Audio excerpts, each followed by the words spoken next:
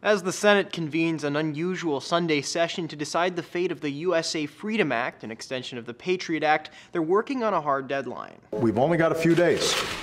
These authorities expire on Sunday at midnight. Grappling over whether or not to extend the Act's surveillance authorities has brought Congress to the brink of those authorities' expiration. And while many lawmakers have cited and will likely continue to cite the American people in their arguments, the general public seems as conflicted as the legislators. A look at polls from the Pew Research Center shows a majority of Americans from across the political spectrum oppose NSA surveillance, including the collection of phone and internet data. Similarly, 65% of Americans say there aren't adequate limits on the collection of that data. But a poll from January showed more Americans than not thought the government's anti-terrorism policies didn't go far enough in protecting the country. Granted, that was on the back of months of extensive ISIS media coverage, and that sentiment could be geared more towards military strikes against the group than surveillance. Still, ISIS has worked to inspire lone wolf attacks in the past, and surveillance of possible lone wolf actors is one authority that would expire if the act isn't approved by midnight Sunday. The USA Freedom Act missed its 60-vote mark by 3 in last week's vote, and presidential hopeful Senator Rand Paul has vowed to raise an objection, which could hamstring Sunday's proceedings. Paul argues the U.S. would be trading its ideals for security in renewing the act, something backed up by Pew polling from a year ago, which showed 74% of Americans were against trading civil liberties for security.